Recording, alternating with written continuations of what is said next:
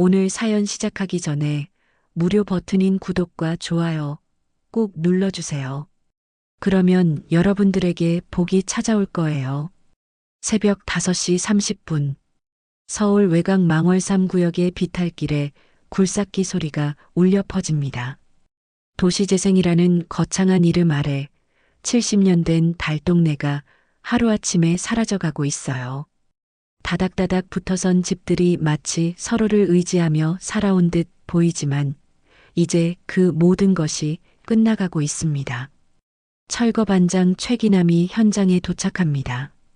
79세, 40년간 망치를 쥐고 살아온 남자죠. 여전히 허리가 곱고 걸음걸이도 단단해요. 젊은 작업자들이 반장님 안녕하세요라고 인사하지만 기남은 고개만 끄덕일 뿐입니다. 말이 많지 않거든요. 필요한 말만 필요할 때만 하는 사람이에요. 오늘은 3동부터 시작한다. 안전장비 점검부터 해라. 기남의 목소리는 쉰 듯하지만 단호합니다. 후배들은 긴장한 표정으로 헬멧과 장갑을 착용해요. 기남이 워낙 꼼꼼하고 엄격하거든요. 한번 화내면 무서운 사람으로 소문났죠. 하지만 사실 기남은 화내는 것보다 조용히 실망하는 편이에요. 그게 더 무서워서 후배들이 긴장하는 거죠. 작업이 시작되고 굴삭기가 첫 번째 집을 무너뜨립니다. 벽돌과 시멘트 조각들이 쏟아져 내려요. 먼지가 자욱하게 일어나고 작업자들이 마스크를 단단히 조여매죠. 기남은 그 모습을 묵묵히 바라봅니다. 40년 동안 수백 채의 집을 허물어 왔지만 오늘은 왜인지 마음이 무거워요. 굴삭기 버킷이 지붕을 뜯어내는 소리, 벽이 무너지는 소리, 작업자들의 외치는 소리가 뒤섞여 울려 퍼집니다. 하지만 기남의 귀에는 이상하게도 그 소리들이 멀게 들려요. 마치 다른 세상 이야기를 듣는 것 같거든요. 반장님, 저기 좀 이상한 집이 있네요. 젊은 작업자 김철수가 골목 안쪽을 가리킵니다. 다른 집들은 이미 비어있는 상태인데 그 집만 유독 을씨년스러워 보여요. 대문은 반쯤 떨어져 있고 창문엔 거미줄이 쳐져 있습니다. 지붕 위로는 잡초가 무성하게 자라 있고 마당에는 녹슨 빨래대가 비스듬히 기울어져 있어요. 기남이 그 방향을 바라보는 순간 얼굴이 하얗게 질립니다. 온몸에 소름이 돋아요. 심장이 갑자기 빨리 뛰기 시작하죠. 설마 그 집이, 저 집은 언제 비었나? 기남이 떨리는 목소리로 묻습니다. 김철수가 서류를 뒤적여 보더니 대답해요. 한 3년 전쯤이라고 하는데요. 혼자 살던 할머니가 갑자기 사라지셨다고 하네요. 이웃들도 어디 가셨는지 모른대요. 3년 전, 기남의 머릿속이 하얘집니다. 그때 오명자가 사라진 거였구나. 점심시간 밥차가 도착합니다. 잔반 도시락을 받아든 후배들이 그늘진 곳에 모여 앉아요. 평소라면 기남도 함께 앉아서 된장찌개며 반찬 이야기를 나누곤 했는데 오늘은 다르네요. 젓가락을 들었다가 내려놓기를 반복합니다. 자꾸만 그 집이 신경 쓰여서 밥이 목으로 넘어가지 않거든요. 반장님, 입맛이 없으세요? 오늘 반찬이 괜찮은데. 김철수가 걱정스럽게 묻습니다. 기남은 대답 대신 골목 안쪽에 그 집을 바라봐요. 가슴이 두근두근 뛰기 시작합니다. 79세 노인의 심장이 이렇게 빨리 뛸 리가 없는데 말이죠. 참을 수 없었어요. 기남은 벌떡 일어납니다. 도시락을 후배에게 건네주고는 그 집을 향해 걸어가죠. 발걸음이 점점 느려지지만 멈출 수는 없었거든요. 마치 보이지 않는 끈에 이끌리는 것 같아요. 골목은 생각보다 좁았습니다. 양쪽으로 낡은 집들이 다닥다닥 붙어 있고 골목 바닥은 시멘트가 울퉁불퉁하게 깨져 있어요. 기남은 조심스럽게 걸음을 옮깁니다. 무릎이 좀 아프긴 하지만 그런 건 신경 쓸 겨를이 없어요. 드디어 그 집 앞에 도착합니다. 다리가 후들후들 떨려요. 낡은 대문에 오명자라는 이름표가 희미하게 남아 있습니다. 페인트가 벗겨져서 간신히 알아볼 수 있을 정도죠. 하지만 기남에게는 너무나 익숙한 글씨체였어요. 여기 정말 오명자 집이구나. 기남의 입에서 떨리는 목소리가 새어나옵니다. 오명자 76세. 과거 기남과 10년 넘게 얽히고 설킨 여인이었어요.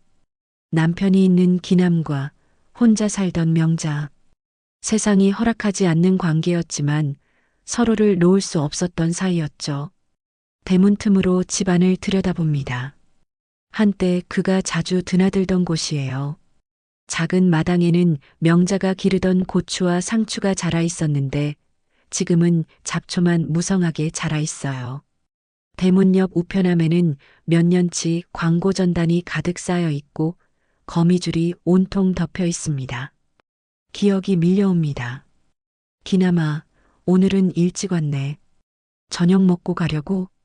명자야, 오늘 뭐 해 먹을까? 냉장고에 뭐 있나? 김치찌개 어때? 배추김치가 잘 익었거든. 돼지고기도 있고.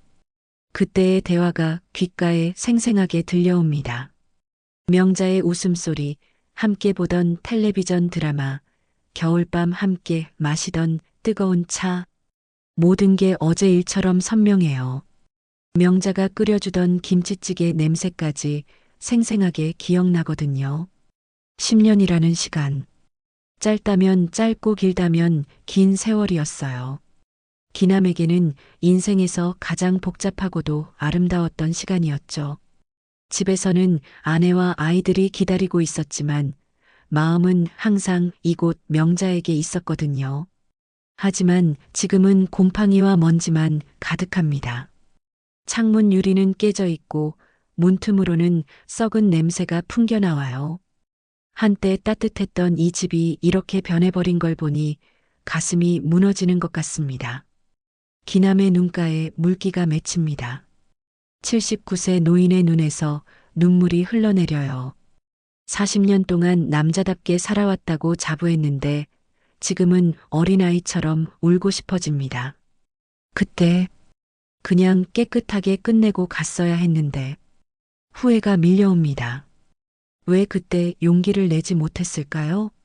왜 제대로 된 이별 인사도 하지 못했을까요? 명자가 떠날 때도 그냥 보내줬거든요. 찾아보려고도 하지 않았고 연락하려고도 하지 않았어요. 그냥 없었던 일처럼 묻어버리려고 했죠. 반장님, 김철수가 뛰어옵니다. 숨을 헐떡이며 걱정스러운 표정을 짓고 있어요. 괜찮으세요? 얼굴이 하얘져서 어디 아픈 곳이라도 있으세요?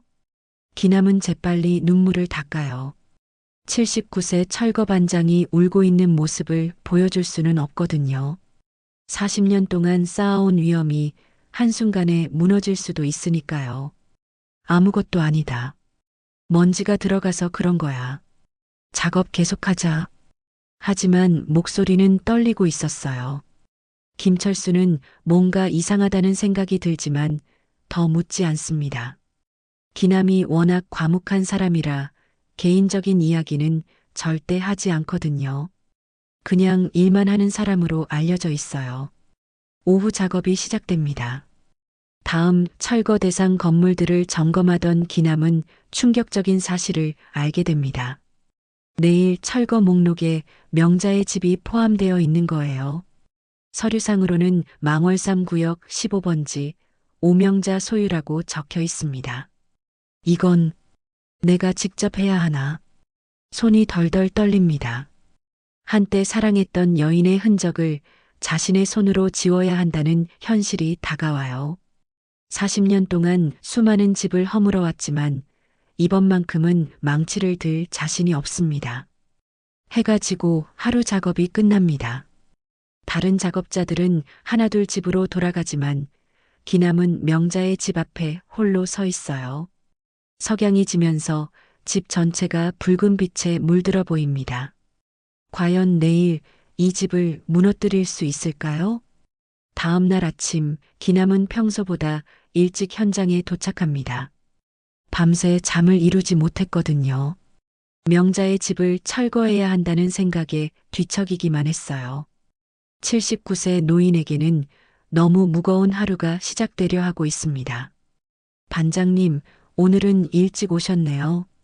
김철수가 인사합니다. 기남의 얼굴을 보더니 걱정스러운 표정을 지어요. 눈 밑에 다크서클이 짙게 패여 있고 평소보다 더 말이 없어 보이거든요. 오늘 철거할 집들 점검부터 하자. 기남이 서류를 펼쳐들고 확인합니다. 망월삼 구역 15번지 오명자 소유. 글자 하나하나가 가슴을 후벼 파는 것 같아요. 하지만 일은 해야겠죠. 이게 자신의 직업이고 40년 동안 해온 일이니까요. 작업팀이 명자의 집 앞에 도착합니다. 굴삭기 기사가 엔진을 켜고 대기하고 있어요. 작업자들은 안전장비를 점검하고 주변 정리를 시작합니다. 모든 게 평소와 똑같은 일상인데 기남만은 다른 기분이에요. 반장님, 먼저 내부 점검부터 할까요? 김철수가 묻습니다. 철거 전에는 항상 내부에 남아있는 물건이나 위험 요소를 확인해야 하거든요. 기남은 고개를 끄덕이지만 발걸음이 떨어지지 않습니다. 대문을 열고 들어서는 순간 코끝에 익숙한 냄새가 스쳐갑니다. 곰팡이와 먼지 냄새 사이로 희미하게 풍겨오는 것은 명자가 즐겨 쓰던 비누 냄새였어요. 3년이 지났는데도 아직 남아있다니 믿을 수 없어요. 집안은 생각보다 어수선했습니다. 명자가 급하게 떠났다는 걸 보여주듯 여기저기 물건들이 그대로 남아있어요. 식탁 위에는 먼지 쌓인 찻잔이, 방 안에는 옷가지들이 어지럽게 널브러져 있습니다. 반장님, 이상하네요. 여기 뭔가 숨겨진 게 있는 것 같은데요. 젊은 작업자 박민수가 벽을 두드려 보며 말합니다. 똑똑 하는 소리가 다른 부분과 달라요. 속이 비어있는 소리가 나거든요. 그냥 두자. 복잡한 일 얽히기 싫어. 기남이 말리지만 박민수는 이미 호기심에 눈이 반짝이고 있어요. 젊은 사람들은 이런 것에 관심이 많거든요. 마치 보물찾기라도 하는 것처럼 신이 나 있습니다. 반장님, 잠깐만요. 여기 뭔가 정말 있는 것 같아요. 박민수가 드릴을 가져와서 벽을 뚫기 시작합니다. 기남은 말리고 싶었지만 이미 늦었어요. 드릴 소리가 요란하게 울려 퍼지고 벽에 구멍이 뚫리기 시작하죠. 몇 분 후 벽 뒤에서 기이한 금속음이 들립니다. 뭔가 단단한 것이 부딪히는 소리예요. 작업자들이 벽돌을 하나씩 제거하자 드디어 그것의 정체가 드러납니다. 녹슨 금고 하나가 나타난 거예요. 우와, 진짜 금고네요. 반장님, 이거 대박 아니에요? 박민수가 흥분해서 소리칩니다. 다른 작업자들도 하나둘 모여들어요. 모두들 신기하다는 표정으로 금고를 바라봅니다. 하지만 기남만은 얼굴이 더욱 하얗게 질렸어요. 왜 명자가 금고를 벽 속에 숨겨놨을까요? 도대체 무엇을 그렇게 감춰야 했던 걸까요? 이거 어떻게 열죠? 자물쇠가 완전히 녹슬어서 김철수가 금고를 만져보며 말합니다. 오래된 금고라 열쇠 구멍 주변이 녹으로 범벅이 되어 있어요. 보통 방법으로는 열리지 않을 것 같습니다. 그냥 두자고 했잖아. 이런 거 건드리면 안 돼. 기남이 다시 한번 말리지만 젊은 작업자들의 호기심은 이미 절정에 달해 있어요. 박민수가 드릴로 열쇠 구멍을 뚫어버리고 마는 거예요. 찍 하는 소리와 함께 금고 문이 열립니다. 그 순간 모든 사람들이 숨을 멈춥니다. 금고 안에는 정말 많은 것들이 들어 있었거든요. 먼저 눈에 들어온 건 두꺼운 봉투 뭉치들이었어요. 돈인지 서류인지 알 수 없지만 상당한 양이 들어 있어 보입니다. 그 옆에는 오래된 사진 한 장이 있고 붉은 인장이 찍힌 문서들도 여러 장 보여요. 하지만 기남의 시선은 오직 그 사진 한 장에만 꽂혀 있었습니다. 사진 속에는 젊은 시절의 기남과 명자가 있어요. 그리고 그 사이에 한 아이가 서 있습니다. 5살쯤 되어 보이는 남자아이죠. 세 사람 모두 환하게 웃고 있어요. 기남은 뒤로 휘청거립니다. 온몸에 힘이 빠져나가는 것 같아요. 79세 노인이 쓰러질 뻔합니다. 반장님, 김철수가 재빨리 기남을 부축해요. 하지만 기남의 눈에는 오직 그 사진만 보일 뿐이에요. 사진 속 아이의 얼굴이, 어디선가 본 듯한 얼굴이 너무나 선명하거든요. 이 아이는 누구지? 박민수가 사진을 들여다보며 궁금해합니다. 하지만 기남은 대답할 수 없어요. 목에서 소리가 나오지 않거든요. 기억이 밀려옵니다. 30년 전 명자가 갑자기 몇 년 동안 사라졌던 때가 있었어요. 돌아왔을 때 아이는 없었고 명자는 다른 곳으로 보냈다고만 했었죠. 기남은 더 이상 묻지 않았어요. 묻기가 무서웠거든요. 설마 그 아이가. 반장님, 이 서류들 좀 보세요. 뭔가 대단한 것 같은데요. 김철수가 문서들을 펼쳐 보이며 말합니다. 민주복지당 정치자금 보고서, 차명계좌 관련 서류, 전두호라는 이름이 적힌 문서들. 보기만 해도 심상치 않은 내용들이에요. 하지만 기남에게는 그런 건 중요하지 않았어요. 오직 그 사진 속 아이만이 머릿속을 맴돌고 있거든요. 모든 걸 다시 넣어라. 기남이 떨리는 목소리로 말합니다. 네, 왜요? 이런 건 신고해야 하는 거 아니에요? 박민수가 반문하지만 기남은 고개를 가로저어요. 아무것도 보지 말고 아무것도 만지지 마라. 당장 다시 넣어. 하지만 이미 늦었어요. 젊은 작업자들은 모든 걸 보고 말았거든요. 특히 박민수는 휴대폰으로 사진을 찍기까지 했어요. 기남은 절망스러운 표정으로 고개를 떨굽니다. 이제 모든 게 틀어지기 시작할 거예요. 30년 동안 묻어두었던 비밀이 세상에 드러나게 될 테니까요. 그날 오후 작업은 중단되었습니다. 기남은 몸이 아프다는 핑계로 일찍 퇴근했어요.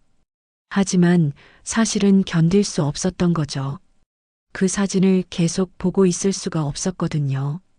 집으로 돌아온 기남은 방 안에 홀로 앉아 있습니다. 손에는 몰래 가져온 그 사진이 들려 있어요. 젊은 시절의 자신과 명자, 그리고 그 아이. 정말 내 아들이었을까? 기남의 눈에서 눈물이 흘러내립니다. 30년 동안 궁금했지만 확인할 용기가 없었던 진실이 이렇게 갑자기 나타날 줄은 몰랐어요. 그런데 그때 집 밖에서 발소리가 들려옵니다. 누군가 기남의 집을 찾아온 것 같아요. 이 늦은 시간에 누가 올까요?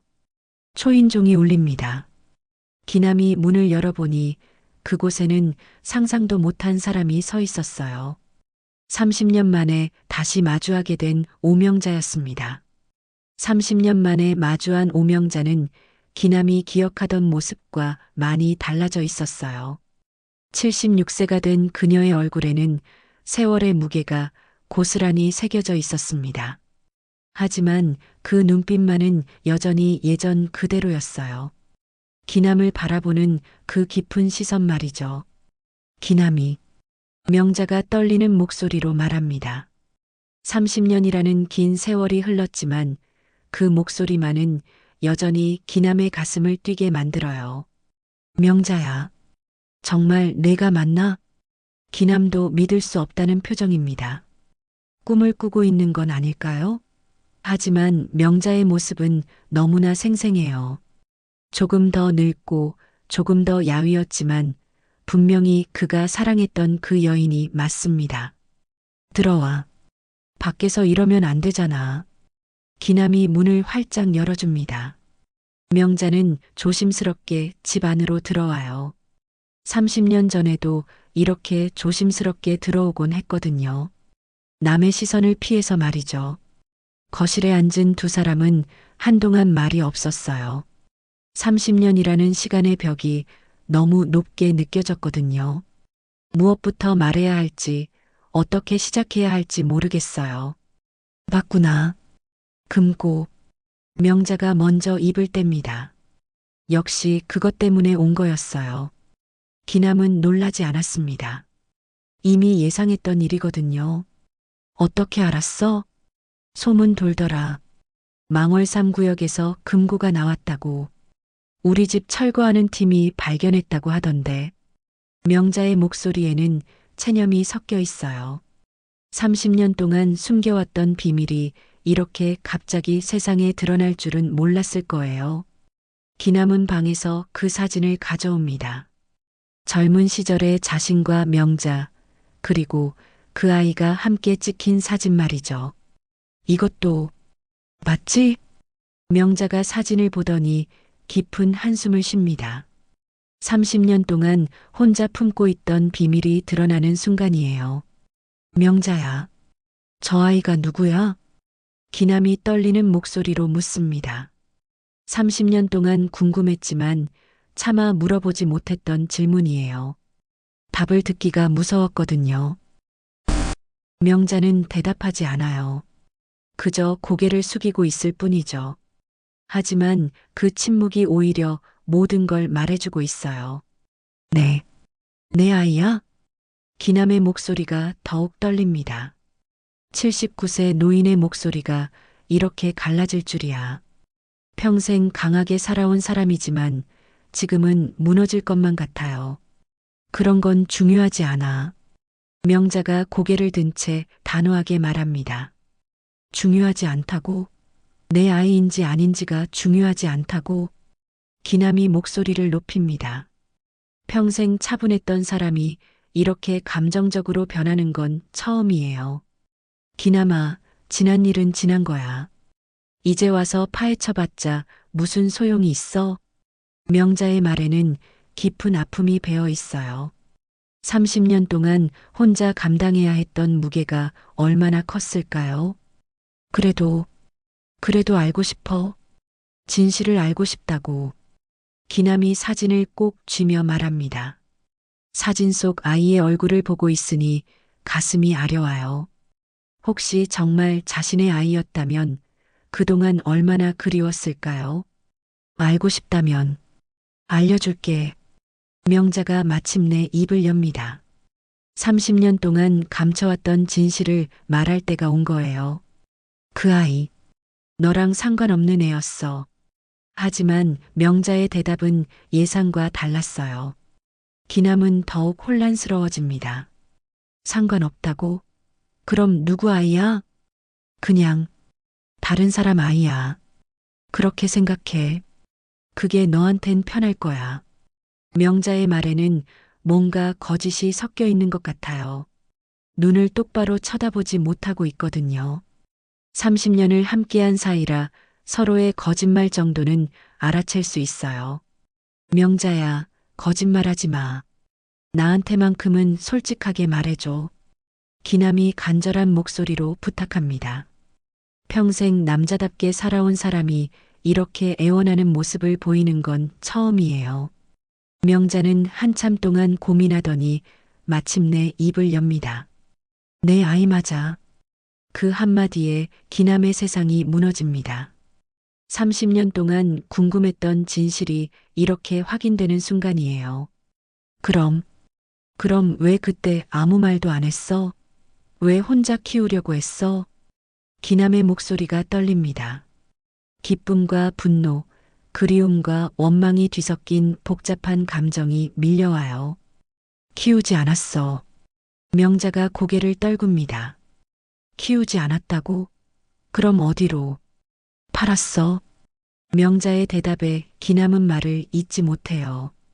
귀를 의심하고 싶어집니다. 뭐라고? 돈 받고 팔았다고. 명자의 목소리가 더욱 작아집니다. 30년 동안 가슴에 묻어두었던 죄책감이 터져나오고 있어요. 사람이 그럴 수가 있나? 기남이 주저앉습니다. 79세 노인이 바닥에 털썩 앉아버려요. 충격이 너무 커서 다리에 힘이 들어가지 않거든요. 그 시절이 어떤 시절이었는데, 유부남이랑 낳은 애를 어떻게 키워? 혼자서 어떻게 해? 명자의 눈에서 눈물이 흘러내립니다. 76세 할머니의 눈물이 바닥에 뚝뚝 떨어져요. 그래도 내 아이인데. 기남이 울먹이며 말합니다. 40년 동안 철거 일을 하면서도 한 번도 울어본 적이 없는 사람이 지금은 어린아이처럼 울고 있어요. 미안해. 정말 미안해. 명자도 함께 웁니다. 30년 동안 참아왔던 눈물이 한꺼번에 쏟아져 나와요. 그 아이, 지금 어디 있어? 잘 살고 있어? 기남이 간절한 목소리로 묻습니다. 이제라도 찾아가서 사과하고 싶어요. 아버지 노릇을 못해서 미안하다고 말하고 싶거든요. 모르겠어. 입양 가고 나서는 소식을 끊었거든. 하지만 명자의 대답은 또 다른 절망이었어요. 아이가 어디서 무엇을 하며 사는지 전혀 모른다는 거예요. 그럼 이름이라도 알아? 진국이, 오진국이라고 했어. 명자가 떨리는 목소리로 말합니다.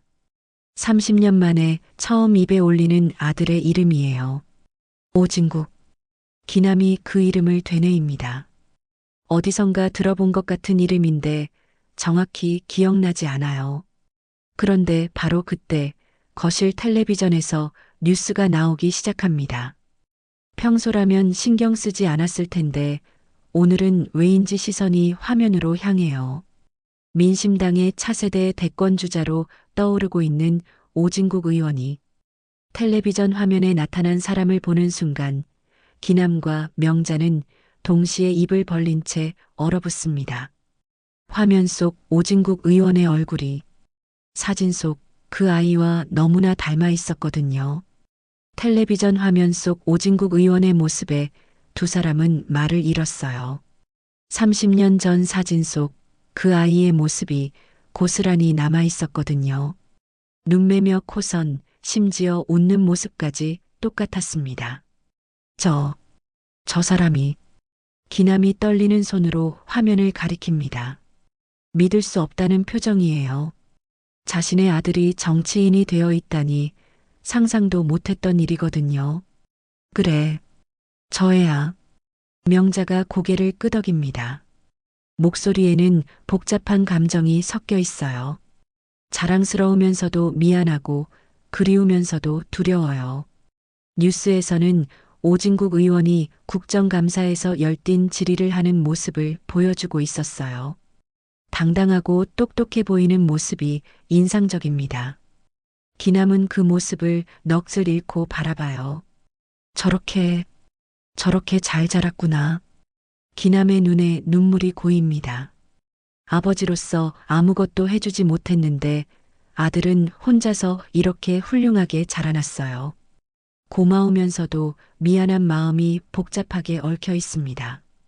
기남아, 이제 알았으니까 그냥 조용히 살자. 명자가 기남의 손을 잡으며 말합니다. 30년 만에 다시 잡는 그의 손은 예전보다 훨씬 거칠어져 있었어요. 조용히 살다니? 내 아들인데 내가 만나러 가면 안 되나? 기남이 간절한 표정으로 묻습니다. 79세가 되어서야 아들의 존재를 확인했는데 그냥 모른 척하고 살 수는 없어요. 안 돼. 그의 인생 망쳐버릴 거야. 명자가 고개를 가로저어요. 단호한 목소리입니다. 왜 망쳐? 지금 저 애가 뭐 하는 사람인데. 갑자기 친아버지가 나타나면 어떻게 되겠어? 그것도 철거 반장이. 명자의 말에는 현실적인 걱정이 담겨 있어요. 정치인에게는 출신 성분이 중요하거든요. 갑자기 불륜으로 태어났다는 게 알려지면 큰 타격을 받을 거예요. 그럼 나는 어떻게 해? 평생 모른 척하고 살라고? 기남이 울먹이며 말합니다. 이제야 아들을 찾았는데 다시 포기해야 한다는 게 받아들여지지 않아요. 그게 그게 그 애를 위한 거야. 명자도 눈물을 흘리며 말합니다. 어머니로서도 마음이 아프지만 아들의 미래를 생각하면 이게 최선이라고 생각하거든요. 그런데 바로 그때 기남의 핸드폰이 울렸어요. 김철수에게서 온 전화였습니다. 반장님, 큰일 났어요. 김철수의 목소리가 급하게 들려와요. 무슨 일이야? 박민수가 그 금고 얘기를 인터넷에 올렸어요. 사진까지 다 올리고 기남의 얼굴이 하얗게 질립니다. 가장 걱정했던 일이 일어난 거예요. 뭐라고? 지금 온라인에서 난리예요. 정치자금 비리니 숨겨진 아이니 기자들까지 연락하고 있어요. 김철수의 말에 기남은 주저앉을 뻔합니다. 명자도 옆에서 듣고 있던 터라 얼굴이 창백해져요. 반장님, 어떻게 해요? 내일 아침이면 뉴스에 다 나올 것 같은데. 전화를 끊고 난 후 두 사람은 한동안 말이 없었어요. 모든 게 틀어져 버린 거예요. 30년 동안 숨겨왔던 비밀이 하루아침에 세상에 드러나게 된 거죠. 이제 어떻게 하지? 명자가 떨리는 목소리로 묻습니다. 76세 할머니에게는 너무 버거운 상황이에요. 모르겠어. 정말 모르겠어. 기남도 막막한 표정입니다. 40년 동안 단순하게 살아온 사람에게는 이런 복잡한 상황이 감당하기 어려워요. 다음 날 아침 기남이 걱정했던 일이 현실이 되었어요. 모든 신문과 뉴스에서 이 이야기를 다루고 있었거든요. 망월 3구역 철거 현장서 발견된 의문의 금고, 정치자금 은닉 의혹과 숨겨진 아이, 오진국 의원과의 연관성 추정. 기남은 신문을 보며 한숨을 쉽니다. 이제 정말 돌이킬 수 없는 강을 건넌 거예요. 오후가 되자 기자들이 기남을 찾아왔어요. 현장에도 집에도 찾아와서 인터뷰를 요청했죠. 최기남 반장님, 금고에서 발견된 사진에 대해 말씀해 주세요. 오진국 의원과 어떤 관계이신가요? 30년 전 일에 대해 증언해 주실 수 있나요? 기자들의 질문이 쏟아졌지만 기남은 입을 굳게 다물고 있어요. 어떤 말을 해도 아들에게 피해가 될 것 같거든요. 아무 말씀 없으시겠습니까? 시민들이 진실을 알 권리가 있지 않습니까? 기자들이 계속 압박했지만 기남은 끝까지 침묵을 지켰어요. 그날 저녁 뉴스에서는 더 자극적인 내용들이 나오기 시작했어요. 오진국 의원, 출생의 비밀 있나? 철거 반장과 여인의 불륜으로 태어난 아이, 정치자금 비리 연루 가능성까지 온 나라가 이 이야기로 떠들썩해졌어요. 기남은 텔레비전을 끄고 싶었지만 아들의 모습이 궁금해서 계속 볼 수밖에 없었어요. 그런데 그때 뉴스에서 오진국 의원이 직접 나와서 기자회견을 하는 모습이 나왔어요. 최근 저와 관련된 여러 추측들이 나오고 있습니다.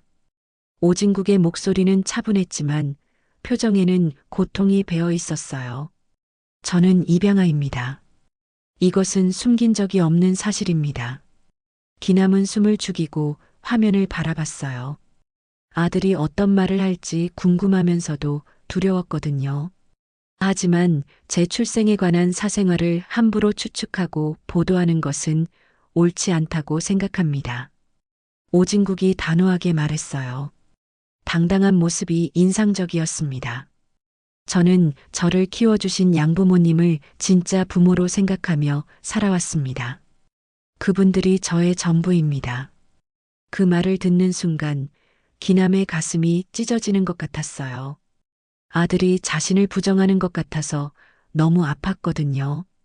하지만 동시에 이해도 됐어요. 오진국에게는 키워준 부모가 진짜 부모인 거죠. 자신 같은 존재는 그저 과거의 실수일 뿐이고요. 그날 밤 기남은 잠을 이룰 수 없었어요. 아들의 말이 계속 귓가에 맴돌았거든요. 과연 자신이 나타나는 게 아들에게 도움이 될까요? 아니면 더 큰 상처만 줄까요? 사흘이 지났지만 언론의 관심은 식을 줄 몰랐어요. 오히려 더 자극적인 내용들이 쏟아져 나오고 있었습니다. 기남은 집에서 나올 수도 없는 상황이 되어버렸어요. 기자들이 집 앞에서 기다리고 있었거든요. 최기남 씨, 정말 아무 말씀 안 하시겠습니까? 오진국 의원과의 관계에 대해 한마디만. 기자들의 질문이 계속 이어졌지만 기남은 여전히 침묵을 지키고 있었어요. 아들에게 피해를 주고 싶지 않았거든요. 그런데 그날 오후 기남에게 예상치 못한 전화가 걸려왔어요. 모르는 번호였는데 받아보니 놀랍게도 오진국 의원 사무실에서 온 전화였습니다. 최기남 씨이십니까? 오진국 의원님께서 뵙고 싶다고 하십니다. 기남은 전화기를 든 손이 떨렸어요. 30년 만에 아들이 자신을 찾는다니 믿어지지 않았거든요. 정말 그분이 저를 만나고 싶다고 하시나요? 네, 내일 오후 3시에 사무실로 오시면 됩니다. 뒷문으로 들어오세요. 전화를 끊고 난 후 기남은 한참 동안 멍하니 서 있었어요. 드디어 아들을 만날 수 있다는 기쁨과 두려움이 동시에 밀려왔거든요. 그날 밤 기남은 거울 앞에서 한참을 서 있었어요. 79세 철거반장의 모습이 아들 앞에 나서기에는 너무 초라해 보였거든요. 오랫동안 입지 않았던 정장을 꺼내서 입어봤지만 어색하기만 했어요. 다음 날 기남은 일찍부터 준비를 시작했어요. 면도를 깔끔하게 하고 머리도 다듬었습니다. 하지만 거울 속 자신의 모습이 여전히 만족스럽지 않았어요. 오후 2시 30분 기남은 오진국 의원 사무실 앞에 도착했어요. 큰 빌딩 안에 있는 사무실이었는데 기남에게는 다른 세계처럼 느껴졌습니다. 뒷문으로 들어서니 젊은 보좌관이 기다리고 있었어요. 최기남 씨이시죠? 의원님께서 기다리고 계십니다. 복도를 따라 걸으면서 기남의 심장은 점점 빨리 뛰었어요. 30년 만에 만나는 아들이 어떤 모습일지, 무슨 말을 할지 궁금하면서도 두려웠거든요. 사무실 문이 열리고 드디어 오진국과 마주하게 되었습니다. 텔레비전에서 보던 것보다 실제 모습이 더 인상적이었어요. 키도 크고 당당해 보였습니다. 앉으세요. 오진국이 차분한 목소리로 말했어요. 하지만 그 눈빛에는 복잡한 감정이 스쳐 지나갔습니다. 기남은 조심스럽게 의자에 앉았어요. 아들 앞에서 이렇게 긴장한 적은 처음이었거든요. 저를 왜 만나려고 하셨습니까? 기남이 떨리는 목소리로 먼저 입을 열었어요. 궁금했습니다.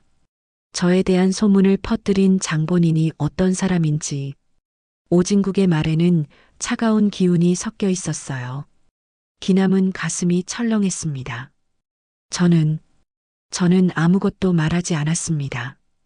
기자들이 아무리 물어도 그래도 결과는 마찬가지지 않습니까?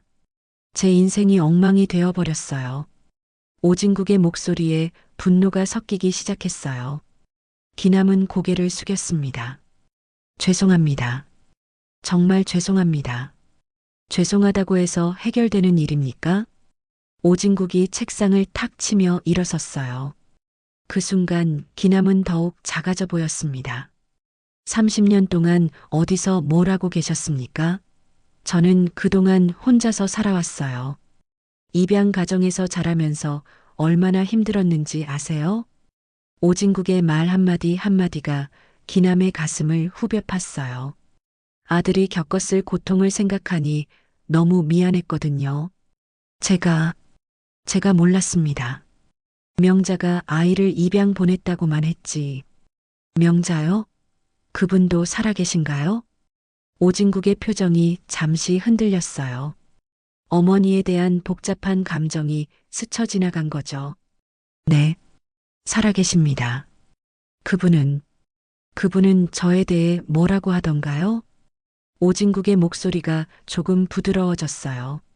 아무리 화가 나도 어머니에 대한 궁금함은 어쩔 수 없었거든요. 미안해한다고. 정말 미안해한다고 하셨습니다. 기남의 대답에 오진국은 잠시 말이 없었어요. 어릴 때부터 궁금했던 친어머니에 대한 이야기였거든요.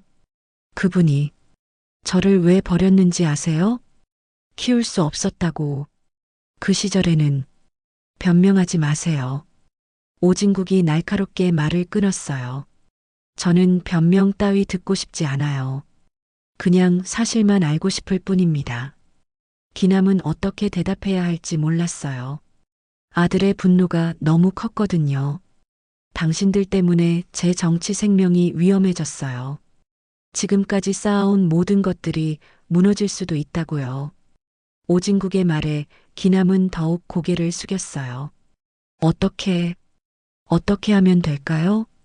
간단합니다. 저와 아무 관계가 없다고 발표하세요. 오진국의 요구에 기남은 고개를 들었어요. 그게 무슨 말씀입니까? 기자회견을 열어서 저와 혈연 관계가 아니라고 말하는 겁니다. 그냥 우연히 사진에 찍힌 거라고 하세요. 기남은 믿을 수 없다는 표정이었어요. 30년 만에 만난 아들이 자신을 부정하라고 요구하고 있었거든요. 하지만 사실이 중요한 게 아닙니다. 저는 이미 다른 부모님 밑에서 자랐어요. 그분들이 제 진짜 부모님이에요. 오진국의 말에는 단호함이 있었어요. 하지만 그 눈 깊은 곳에는 아픔도 숨어 있었습니다. 만약 그렇게 하지 않으면 어떻게 되는 겁니까? 기남이 조심스럽게 물었어요. 그럼 저는 당신을 고발할 수밖에 없습니다. 명예훼손이든 뭐든. 오진국의 협박에 기남은 충격을 받았어요. 아들이 자신을 법정에 세우겠다고 하다니. 시간을 드릴게요. 일주일 안에 결정하세요. 오진국이 자리에서 일어나며 말했어요. 면담이 끝난다는 신호였습니다. 기남도 자리에서 일어났지만 발걸음이 떨어지지 않았어요. 뭔가 더 말하고 싶었지만 아들의 차가운 시선에 말문이 막혔거든요. 그럼 이제 다시는 만날 수 없는 건가요? 기남이 마지막으로 물었어요. 만날 이유가 있습니까? 오진국의 냉정한 대답에 기남의 마음은 산산조각 났어요. 사무실을 나와서 기남은 한참 동안 빌딩 앞에 서 있었어요. 30년 만에 만난 아들과의 첫 대화가 이런 식으로 끝날 줄은 몰랐거든요. 집으로 돌아가는 길에 기남은 계속 생각했어요. 정말 아들의 요구대로 해야 할까요? 자신과 아무 관계 없다고 거짓말을 해야 할까요? 아니면 진실을 밝히고 아들의 미움을 받아야 할까요? 79세 노인에게는 너무 무거운 선택이었어요. 일주일이라는 시간이 기남에게는 1년처럼 길게 느껴졌어요. 매일 밤 잠들지 못하고 천장만 바라보며 고민했습니다. 아들의 요구대로 거짓말을 해야 할지 아니면 진실을 지켜야 할지 말이죠. 명자도 매일 기남을 찾아왔어요. 두 사람은 함께 앉아서 같은 고민을 나눴습니다. 기남아, 그냥 그의 말대로 하자. 우리랑 상관없는 아이라고 말하는 거야. 명자가 지친 목소리로 말했어요. 76세 할머니에게는 이 모든 상황이 너무 버거웠거든요. 그럼 우린 평생 거짓말을 하고 사는 거야? 기남이 괴로운 표정으로 대답했어요. 79세까지 살면서 이렇게 큰 거짓말을 해본 적이 없었거든요. 거짓말이라도 그 애를 위해서라면.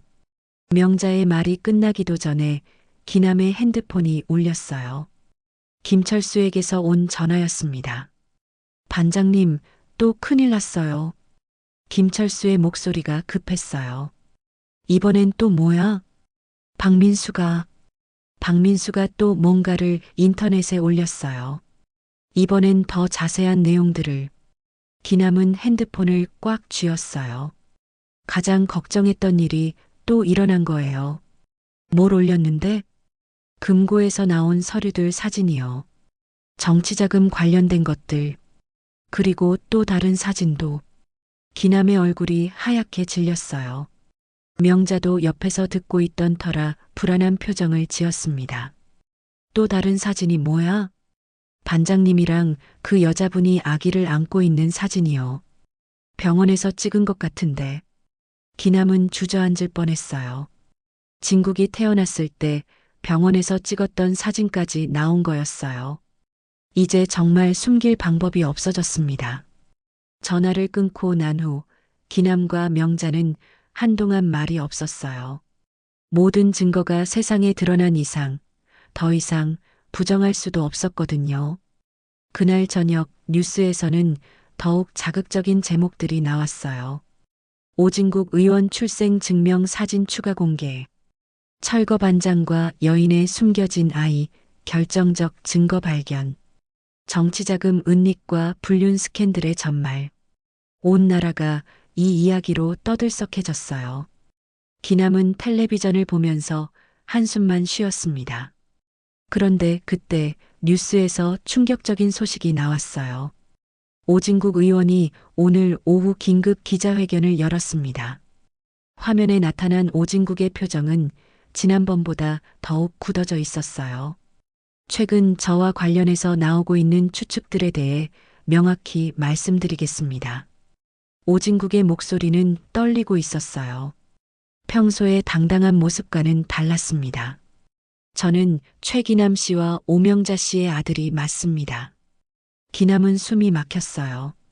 아들이 스스로 진실을 인정한 거였어요.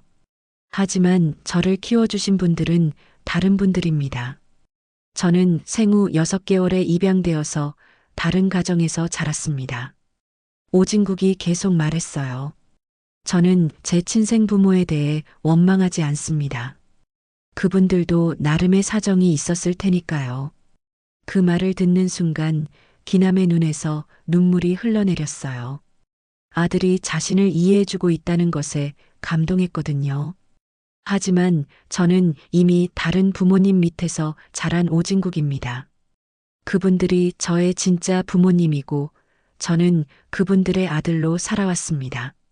오진국의 말에는 단호함이 있었어요.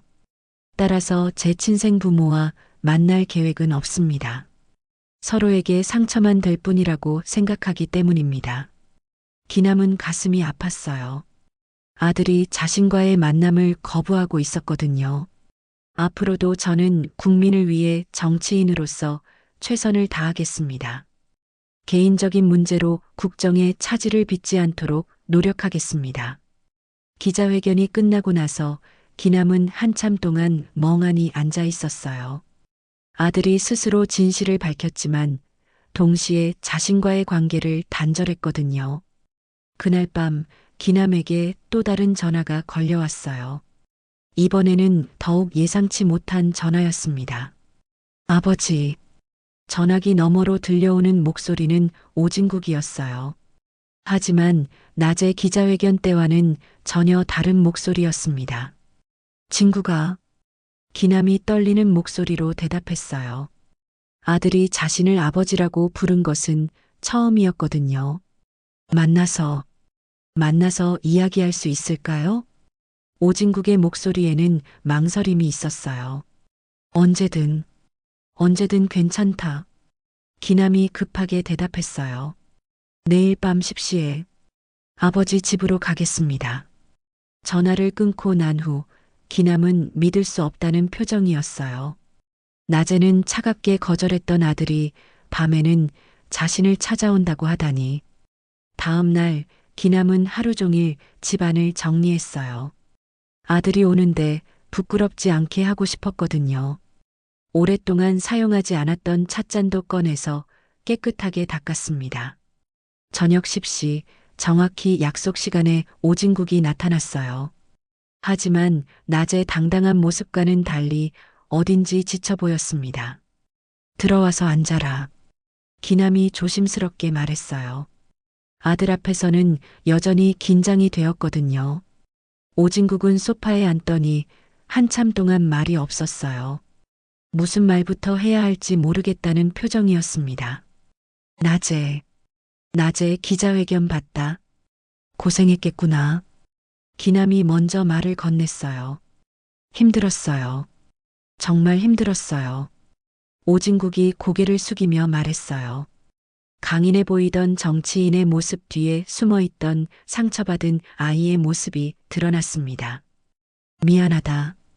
정말 미안하다. 기남이 진심으로 사과했어요. 아버지 잘못이 아니에요. 오진국이 고개를 들며 말했어요.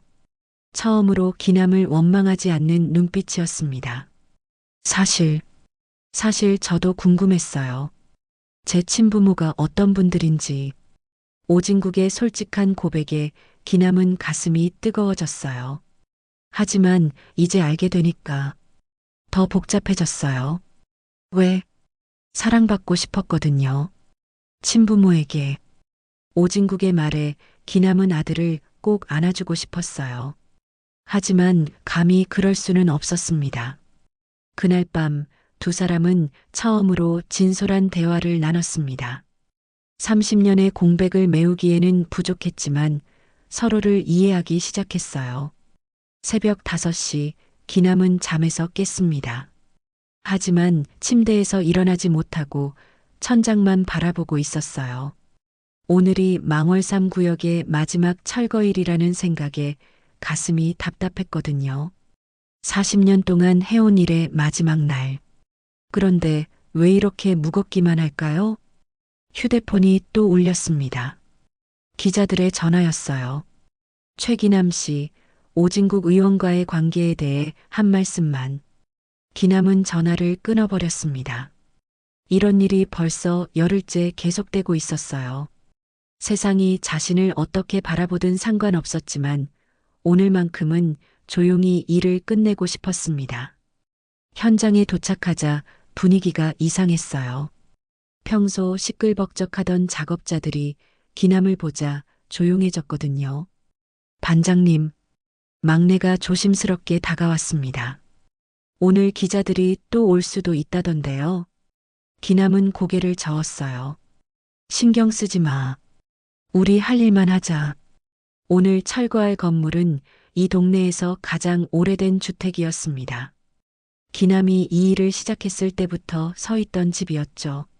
낡은 빨간 벽돌과 녹슨 철문이 시간의 무게를 고스란히 담고 있었어요. 기남은 그 집을 바라보며 깊은 한숨을 내쉬었습니다. 자, 시작하자. 기남이 말하자 작업이 시작됐어요. 하지만 첫 망치질을 하는 순간 기남의 손이 떨렸습니다. 벽이 무너지는 소리가 유독 크게 들렸거든요. 마치 자신의 인생이 무너지는 소리 같았어요. 그때 누군가 기남의 이름을 불렀습니다. 기남아. 돌아보니 명자가 서 있었어요. 초췌해 보이는 얼굴에 검은 모자를 깊숙이 눌러 쓰고 있었습니다. 여기까지 왔구나. 기남이 말했어요. 명자는 고개를 끄덕이며 다가왔습니다. 마지막이라고 들었어. 그냥 지나칠 수가 없더라. 명자의 목소리에는 떨림이 있었어요. 두 사람은 잠시 서로를 바라보았습니다.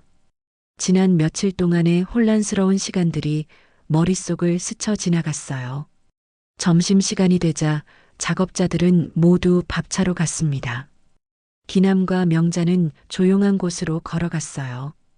멀리서 들려오는 도시의 소음도 여기서는 희미하게 들렸습니다. 기남아, 기억나니? 우리가 처음 만났던 곳. 명자가 언덕 너머를 가리켰어요. 그럼, 그때 너 22살이었지. 기남이 대답했습니다. 벌써 50년도 넘었네. 명자는 쓸쓸하게 웃었어요. 그때는 이런 날이 올 줄 몰랐는데 두 사람의 마음속에는 젊은 시절의 기억들이 되살아나고 있었습니다. 갑자기 명자가 기남의 팔을 잡았어요. 기남아, 나 무서워. 기남은 놀라며 명자를 바라봤습니다. 뭐가 무섭다는 거야? 진국이 때문에. 언론들이 계속 파고들고 있어.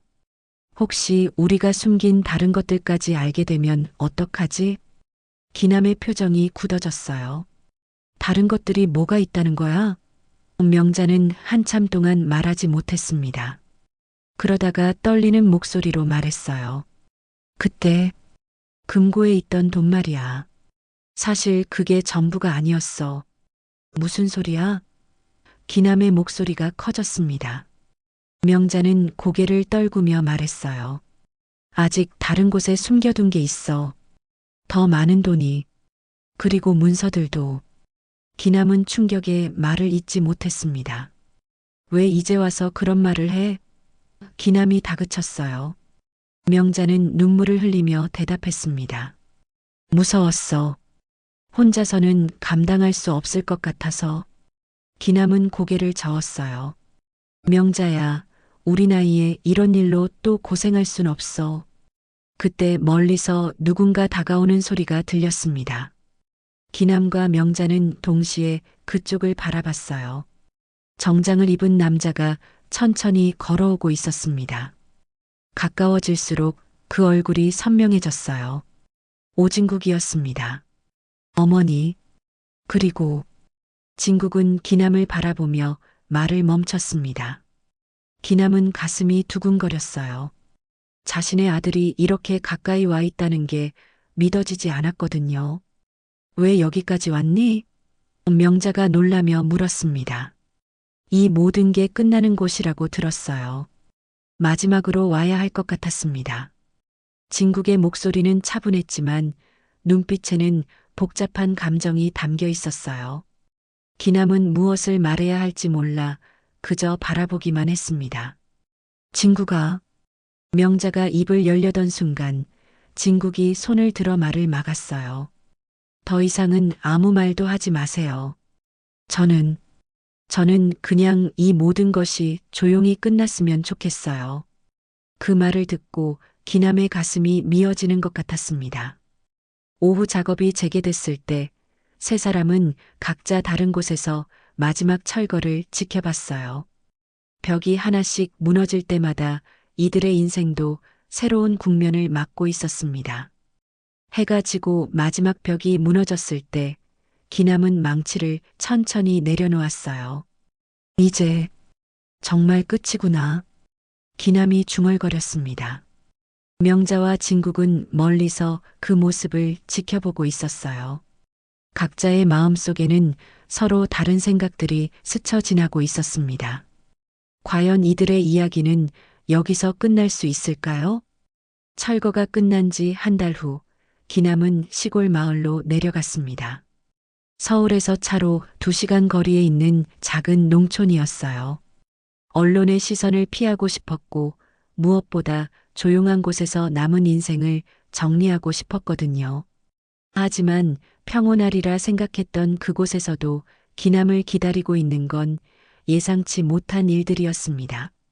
마을에 도착한 첫날 밤, 기남의 휴대폰이 울렸어요. 모르는 번호였지만 받아봤습니다. 최기남 씨죠? 저는 김 기자입니다. 중요한 제보가 있어서 연락드렸어요. 기남은 한숨을 내쉬었습니다. 더 이상 할 말 없습니다. 오명자 씨가 또 다른 금고를 숨겨뒀다는 제보를 받았는데요. 기남의 손이 떨렸어요. 명자가 말했던 그 이야기가 사실이었던 모양입니다. 그런 건 모릅니다. 기남이 말하려던 순간 기자가 더 충격적인 말을 했어요. 그 금고 안에 오진국 의원의 진짜 출생신고서가 들어있다고 합니다. 입양이 아니라 매매였다는 증거도요. 전화를 끊고 기남은 한참 동안 멍하니 앉아 있었습니다. 이제 정말 모든 게 끝난 줄 알았는데 또 다른 폭탄이 터지려 하고 있었어요. 그날 밤 기남은 잠을 이룰 수 없었습니다. 명자에게 전화를 걸어야 할지 아니면 모른 척 해야 할지 고민이 됐거든요. 다음 날 아침 예상치 못한 방문객이 찾아왔습니다. 오진국이었어요. 깔끔한 정장 대신 평상복을 입고 있었지만 얼굴에는 깊은 피로가 역력했습니다. 찾아오기 어려웠을 텐데 기남이 말했어요. 꼭 와야 할 것 같았습니다. 진국의 목소리에는 결연함이 있었습니다. 기자들이 또 연락했죠? 진국이 물었어요. 기남은 고개를 끄덕였습니다. 어머니가. 명자 씨가 뭔가 더 숨기고 있다는 얘기 들었어요. 기남은 놀라며 진국을 바라봤습니다. 너도 알고 있었구나. 정치인이 되면서 많은 걸 조사했어요. 제 과거에 대해서요. 진국은 잠시 침묵했다가 입을 열었어요. 사실 저는 오래전부터 알고 있었습니다. 제가 입양이 아니라 거래로 팔려간 거라는 걸요. 기남의 얼굴이 창백해졌습니다. 그런데 왜 아무 말도? 말해봤자 뭐가 달라지겠어요? 저를 키워준 부모님께 상처만 드릴 뿐이죠. 그때 멀리서 차 소리가 들렸어요. 창문으로 내다보니 명자가 택시에서 내리고 있었습니다. 그녀의 손에는 낡은 가방이 들려 있었어요. 명자가 왔네. 기남이 중얼거렸습니다. 진국은 긴장한 표정으로 문을 바라봤어요.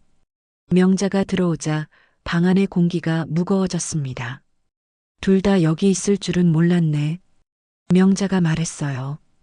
그녀는 가방을 바닥에 내려놓고 깊은 숨을 들이마셨습니다. 이제 정말 모든 걸 끝내려고 왔어. 어머니, 그 가방 안에 뭐가 들어있는 거죠? 진국이 물었어요. 명자는 진국을 바라보며 눈물을 흘렸습니다. 너한테 미안한 마음에 평생 짊어지고 살았던 것들이야. 가방을 열자 두꺼운 서류 뭉치들과 또 다른 현금 다발이 나왔어요. 이게 다 뭐야? 기남이 놀라며 물었습니다. 명자는 떨리는 손으로 서류를 꺼내며 말했어요. 진국이를 팔 때 받은 돈, 그리고 그 돈으로 산 부동산 문서들이야. 죄책감에 한 번도 쓰지 못하고 숨겨뒀어. 진국은 충격에 말을 잇지 못했어요. 어머니, 왜 이제서야? 미안해, 진국아. 정말 미안해. 명자는 무릎을 꿇고 진국 앞에 엎드렸습니다. 어린 너를 돈 때문에 팔아넘긴 엄마를 용서해줘. 기남도 눈물을 흘리고 있었어요. 자신이 모르는 사이에 아들이 이런 고통을 안고 살아왔다는 게 마음 아팠거든요. 명자야, 일어서. 이제 와서 그런 짓 해봤자 뭐해. 기남이 명자를 일으켜 세웠습니다. 진국은 한참 동안 아무 말도 하지 않았어요. 그러다가 조용히 입을 열었습니다. 어머니, 저는 이미 용서했어요. 오래전에요. 명자와 기남은 동시에 진국을 바라봤습니다. 왜냐하면 어머니 덕분에 저는 좋은 부모님을 만날 수 있었거든요. 하지만 이 돈은 받을 수 없어요. 진국이 말했습니다. 이건 제가 감당해야 할 몫이 아니에요. 명자는 고개를 저었어요. 아니야, 이건 원래 내 거야. 내가 내 인생을 팔아서 만든 돈이니까. 그때 기남이 나섰습니다. 그럼 이렇게 하자. 이 돈으로 장학재단을 만드는 거야. 가난한 아이들이 공부할 수 있게 말이야. 진국의 눈이 반짝였어요. 좋은 생각이네요. 명자도 고개를 끄덕였습니다. 며칠 후 세 사람은 함께 서울로 올라갔어요. 언론들이 또 몰려들었지만 이번에는 달랐습니다. 진국이 직접 기자회견을 열었거든요. 저의 출생에 관한 모든 진실을 공개하겠습니다. 그리고 제 친생 부모님과 함께 어려운 아이들을 위한 재단을 설립할 예정입니다. 기자회견이 끝나고 세 사람은 망월삼 구역이 있던 자리를 찾아갔어요. 이제는 아파트 공사가 한창이었습니다. 여기가 우리 이야기가 시작된 곳이네. 기남이 말했어요. 명자는 진국의 손을 잡았습니다. 이제야 진짜 가족이 된 것 같아. 그해 가을, 망월 장학재단이 정식으로 출범했습니다. 기남은 이사장을, 명자는 고문을, 진국은 이사를 맡았어요. 첫 장학생 선발식 날, 기남은 연단에서 말했습니다. 벽은 무너져도 마음은 다시 세울 수 있습니다. 여러분도 꿈을 포기하지 마세요. 그날 저녁 세 사람은 작은 식당에서 조용히 식사를 했어요. 이제 정말 끝인 것 같아. 명자가 말했습니다. 진국이 웃으며 대답했어요. 아니에요. 이제 시작이에요. 우리의 새로운 이야기가 말이에요. 기남은 두 사람을 바라보며 처음으로 진심 어린 미소를 지었습니다. 몇 년 후, 기남은 시골 마을의 작은 언덕에 앉아 있었어요. 바람이 부는 그곳에서 그는 조용히 중얼거렸습니다. 벽은 무너졌지만 마음은 이제 훨씬 가벼워졌구나. 멀리서 아이들의 웃음소리가 들려왔어요. 재단에서 후원하는 아이들이었습니다. 기남의 얼굴에는 평화로운 미소가 떠올라 있었어요.